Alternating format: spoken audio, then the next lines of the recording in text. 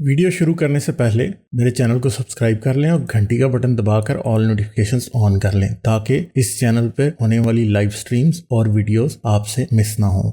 मेरे काम और मुझे सपोर्ट करने का बेहतरीन तरीका पेट्रियन है। आप पेट्रियन पर चैनल के मेंबर बन सकते हैं। पेट्रियन का लिंक इस वीडियो की डिस्क्रिप्शन में मौजूद है।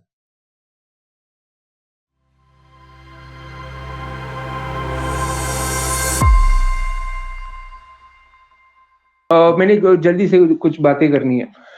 फर्स्ट ऑफ ऑल तो बड़ी इंटरेस्टिंग बात थी। अबुलैद साहब, जो मुफ्ती अबुलैद साहब है हमारे, वो उस दिन ऑनलाइन थे यूट्यूब। तो मुझे सामने नोटिफिकेशन आ गई है। मैंने कहा चले, और ऑडियंस भी ज्यादा नहीं थी, तो मैंने चैट में ही एक क्वेश्चन पूछने की कोशिश की। मैंने कहा सर, अगर आप इवोल्यूशन पे यकीन रखते हैं, और तो फिर आपका जो फर्स्ट मेन आर्गुमेंट है, जो फर्स्ट मेन का डिबेट है कि हजरत आदम अलैहिस्सलाम, तो इवोल्यूशन क्या उसको कॉन्ट्रडिक्ट नहीं करता? तो उन्होंने तो सवाल को इतना जवाब डिटेल में ना दिया, और मुझे लगा उन्होंने डाइवर्ट करने की कोशिश भी की। वो कहते हैं कि नहीं, ये जरूरी नहीं है। पहले तो इवोल्यूशन सिर्फ थ्योरी है, और सेकेंडली कहते हैं कि अगर सेपियंस हो या जो भी हो, उसका आदम से कोई ताल्लुक ही नहीं है। तो मैं सोचा मैं आपको ये पॉइंट जरूर रखूंगा, क्योंकि इवोल्यूशन वाकई में फर्स्ट मैन आर्गुमेंट को कॉन्ट्रडिक्ट तो करती है। सर, आपका क्या व्यू पॉइंट है इसमें? बिल्कुल बिल्कुल करती है, क्योंकि एवोल्यूशन के मुताबिक कभी भी ऐसा नहीं था। जितने भी स्पीशीज आपको दुनिया में भी नजर आ रहे हैं, उनमें से किसी के लिए भी कोई ऐसा पॉसिबल वक्त हो ही नहीं सकता जबकि कोई एक अकेला इंडिविजुअल दुनिया में बचे। और मर्द तो वो बिल्कुल नहीं हो सकता। मर्द तो बिल्कुल भी नहीं हो सकता कि जिससे फिर आगे जो है ना जिससे लाइन चले। एक्सटिंक्शन का जो प्रेशर जब पड़ना शुरू होता है ना, अभी दुनिया में इस टाइम वाइट जो है ना वाइट राइनोज दुनिया में सिर्फ 2 रह गई हैं फीमेल। वो दोनों माँ बेटी हैं इस टाइम।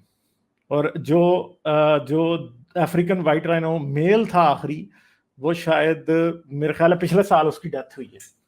सही है।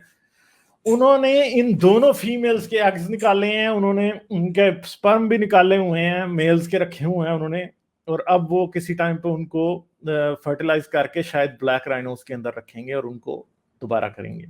और ये साइंस की वजह से होगा, वरना वो एक्सटिंक्ट हो गए हैं असल।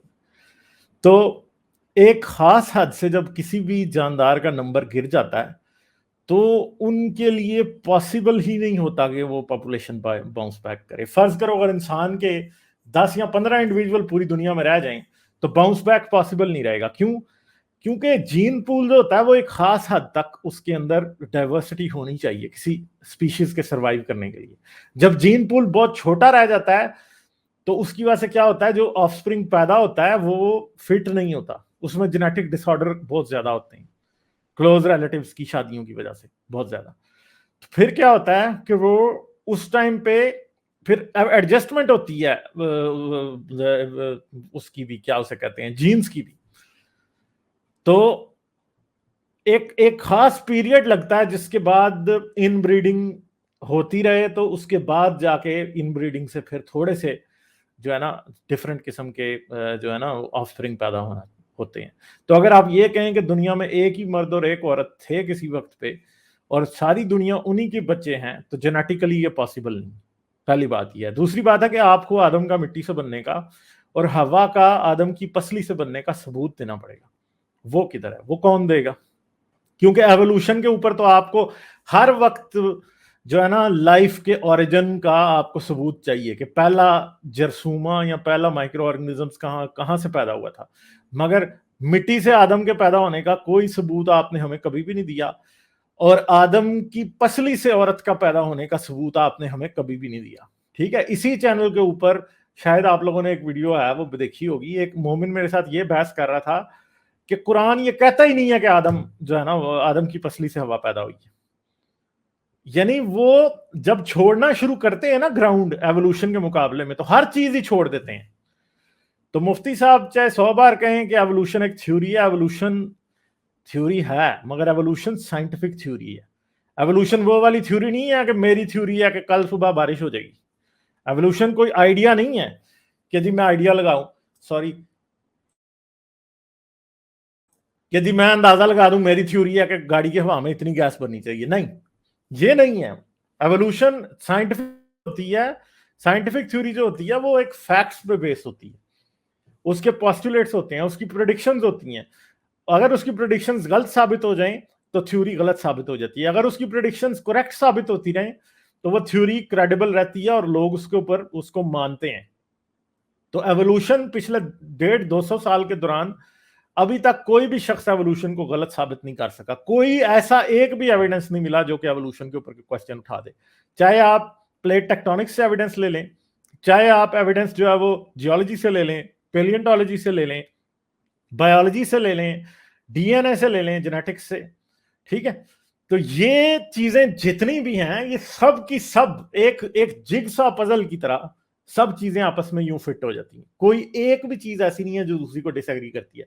रेडियो एक्टिव डेटिंग जब आप करते हैं, कार्बन डेटिंग आप करते हैं लाइफ फॉर्म्स की, तो आपको पता लगता है वो कितने पुराने हैं।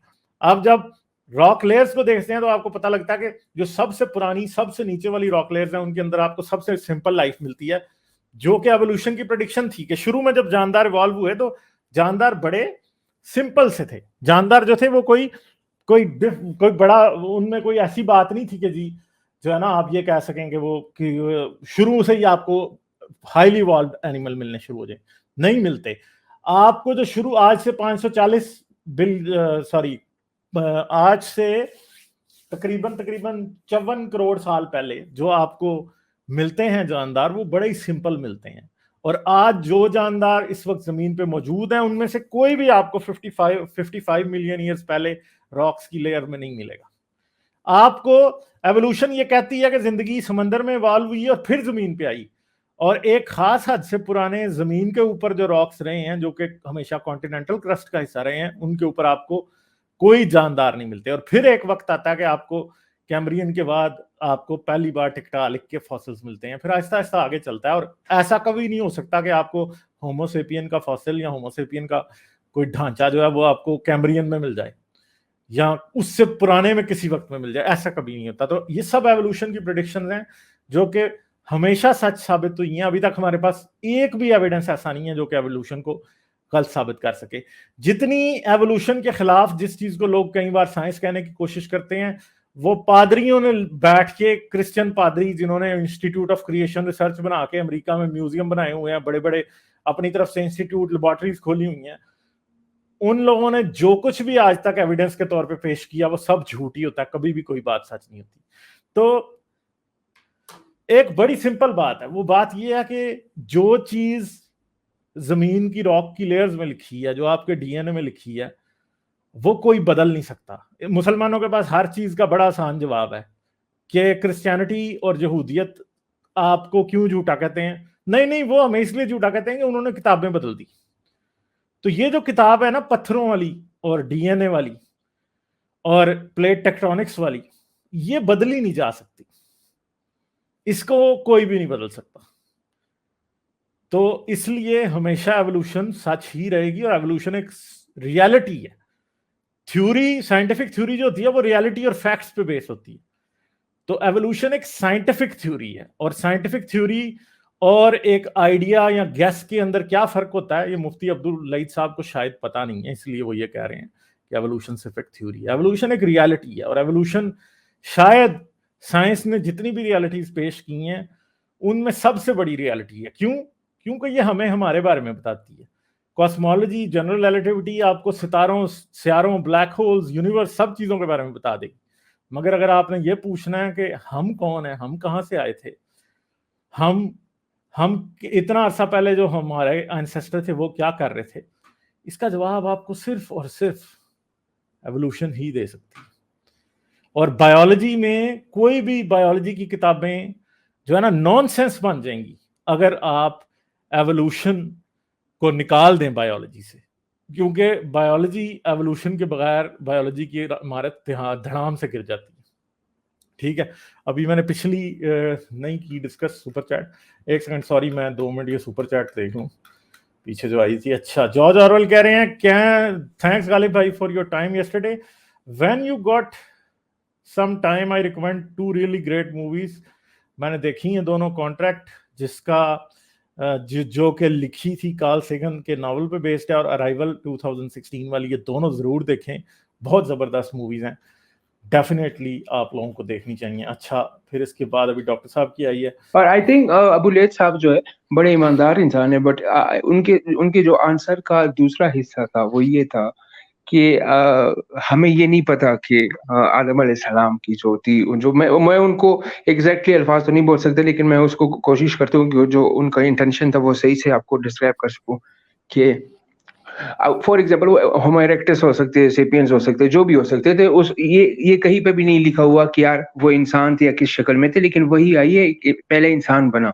अब वो शायद डिफरेंट चीज हो, लेकिन यहाँ पे भी इशू ये आ जाता है कि अगर हम लैंग्वेज पे जाए या जो रिटन डॉक्यूमेंटेशन या एविडेंस हमें मिली है, I think, please correct me if I am wrong, Sumerians ही थे जिन्होंने ये राइटिंग और ये चीजें जो हमारे पास अभी तक जो एविडेंस है, उन्होंने ये सारी चीजें डिस्कवर किए थे। तो ये तो बहुत कम तारीख है हमारे पास, कोई 5-6 हजार साल पुरानी ही हमारे पास लिखी हुई हिस्ट्री है, बाकी तो कहानियां ही हैं, और बाकी पता नहीं पहले क्या हुआ था या नहीं। लेकिन मुझे सर, ये मेरी बात बहुत लंबी हो गई, आई एम सॉरी, लेकिन मुझे ये था, इससे रिलेटेड ये है कि मुझे समझ नहीं आती कि बहुत ईमानदार लोग, गामदी साहब, अबू लैथ साहब जैसे, जो जेन्युइनली दिखता है कि ये ईमानदार सच्चे लोग हैं, मुझे ये समझ नहीं आती कि वो क्यों इस चीज को एक्सेप्ट नहीं कर पाते। हम भी तो ऐसे ही थे, हम तो बचपन से एथियस्ट या नॉन बिलीवर्स नहीं थे, हमारे सामने जो एक जर्नी है, एक जो कुछ सामने आया उसको मान लिया। मुझे ये साइकोलॉजी बिल्कुल समझ नहीं आती कि ये क्यों इतने पढ़े लिखे लोग भी ये नहीं समझ पाते। वो प्रॉब्लम ये है ना कि ये अपब्रिंगिंग की बात भी है। साइंटिफिक एजुकेशन का लेवल क्या है इस्लामी दुनिया में, सोचें इस बात को। देखें, अमेरिका में साइंटिफिक एजुकेशन का लेवल है, मगर फिर भी लोग उधर 37% लोग सिर्फ एवोल्यूशन को एक्सेप्ट करते हैं, बाकी के 63% लोग जो हैं वो एवोल्यूशन को एक्सेप्ट नहीं करते। कुछ तकरीबन को 27% जो है वो ये समझते हैं कि उन्हें नहीं, वो बात नहीं कर सकते। बाकी के सब जो है एवोल्यूशन को आउटराइट झूठ समझते हैं। तो एवोल्यूशन जो है ना, बेसिकली सबसे चैलेंजिंग जो है ना चीज एवोल्यूशन है। क्यों? ये मैक्रो पैटर्न रिकॉग्निशन है। आपने लाइट के लिए प्रूव करना है कि लाइट में 7 रंग की वेव्स होती हैं डिफरेंट, और आपको बड़े आराम से लाइट की वेव्स जो है ना, आप प्रिज्म से गुजारें, आपको नजर आ जाएगा 7 कलर्स लाइट, 6 कलर्स लाइट के आपको नजर आ जाएंगे। मगर एवोल्यूशन को देखने के लिए मेहनत एक नेक्स्ट लेवल की चाहिए कि आपको जाना पड़ेगा एक खास बियाबान जंगल जगह के अंदर, जहां पर रॉक्स जो है वो एक्सपोज होंगे। आप जाएंगे, आप फॉसिल्स को डिग आउट करेंगे, और फिर आप उन फॉसिल्स को स्टडी करेंगे, और फॉसिल्स को स्टडी करने के बाद फिर आप एवोल्यूशन के बारे में अपना ओपिनियन बनाएंगे। फिर आपको ढूंढते रहने पड़ेंगे फॉसिल्स। आप आज तक हमारे पास 6 से 7 होमिनिड स्पीशीज के फॉसिल्स हैं, होंगे इससे ज्यादा, हो सकता है 30-35 के करीब, हो सकता है 100 के करीब फॉसिल स्पीशीज हो, हमें नहीं पता उनका। ठीक है, इसी तरह फिर आपने अगर जेनेटिक्स पे रिसर्च करनी है, तो जेनेटिक्स की तो फील्ड ही इतनी यंग है। 1950 से पहले थोड़ा सा 1940 की डेकेड के अंदर जो है वो आपको जो है ना वो डीएनए का पता चला है। सही है, आपके पास माइक्रोस्कोप्स जब नहीं थी तो आप कैसे देखते कि जो किसी भी लिविंग ऑर्गेनिज्म का वो सेल कैसे काम करता है। यानी आज से 300 साल पहले तक हमें यही नहीं पता था कि माइक्रो ऑर्गेनिजम्स होते हैं। कितनी बड़ी बात है कि लोग उस टाइम हर बीमारी को बदरुओं और बदकारी और इन चीजों के ऊपर थोप देते थे। आज हमें पता है। यानी कोरोना अगर रसूलुल्लाह के वक्त में आ जाता तो कोरोना तो बस अल्लाह का अजाब था ना। आज हमें पता कोरोना अल्लाह का अजाब नहीं है। हम क्या कर रहे हैं? हमने वैक्सीन बना लिया, हमने लगा लिया, हमें कुछ भी नहीं हो रहा, हम बचे हुए हैं। और हम रसूल अल्लाह के वक्त में ये आती तो रसूल अल्लाह जितने मर्जी दुआएं, जीसस के वक्त में आ जाती, जितनी मर्जी दुआएं कर लेते ना, तो ये वापस नहीं जानी थी। और आज भी मौलवी सारे दुनिया के सारे हर मजहब के लोग मिल जाएं, सब अपने अपने खुदाओं से दुआ करें, इनको वैक्सीन ना दें आप। ठीक है, और जो साइंस के प्रिंसिपल्स हैं, बचाना कैसे बचना है, दवाइयां ना दें आप, तो क्या होगा? सारे मर जाएंगे। तो बचा क्या रही है? साइंस बचा रही है सिर्फ। तो एवोल्यूशन को जब आप देखते हैं ना, आपको एवोल्यूशन के एविडेंस के लिए आपको सिर्फ एक फील्ड से साइंस की में एडवांसमेंट नहीं जरूरी। माइक्रो ऑर्गेनिज्म को देखने के लिए आपको माइक्रोस्कोप्स बनानी पड़ती है। रॉक्स और फॉसिल्स को डिग करने के लिए आपको बड़ी बड़ी कैंपेन्स बनानी पड़ती हैं, जियोलॉजिस्ट जाते हैं, और जियोलॉजिस्ट कोई लो पेड लोग नहीं होते, हाईली पेड इंतहाई स्किल्ड लोग होते हैं, पैसे खर्च होते हैं इन चीजों के ऊपर। फिर आपको हर तरह से लेबोरेटरीज में एक्सपेरिमेंट, डीएनए की, अभी आपने ह्यूमन जीनोम जो है उसको मैप कब किया? 2000 के अंदर आपने किया मैप उसको पहली बार। चिंपैंजी को आपने तकरीबन को 2011 में किया, मेरे ख्याल है 7 या 8 में हुआ था ह्यूमन जीनोम प्रोजेक्ट, और चिंपैंजी का उसके बाद हुआ, निएंडरथॉल का उससे भी बाद हुआ। यानी टेक्नोलॉजी बहुत हाई चाहिए, और फिर अंडरस्टैंडिंग भी चाहिए कि जीन्स कैसे काम करते हैं, क्रोमोसोम क्या होता है, न्यूक्लियोटाइड बेसिस क्या होती हैं, प्रोटीन सिंथेसिस कैसे होता है, माइक्रो ऑर्गेनिजम्स क्या हैं, कितनी किस्म के हैं, एक और दो मुख्तलिफ किस्म के जानदारों में सिमिलैरिटी क्या है, कैसे जेनेटिक सिमिलैरिटी कैसे म्यूटेशन में बदलती है, म्यूटेशन कैसे एवोल्यूशन में कंट्रीब्यूट करती है, एनवायरनमेंट कैसे चेंज होती है। इसे कहते हैं मैक्रो पैटर्न रिकॉग्निशन। यानी आपको सिर्फ एक फील्ड ऑफ साइंस से आपको एविडेंस नहीं मिल रहा एवोल्यूशन का, एवोल्यूशन का आपको जियोलॉजी से मिल रहा है, बायोलॉजी से मिल रहा है, केमिस्ट्री से मिल रहा है, आपको फिजिक्स के लॉज अप्लाई हो रहे हैं।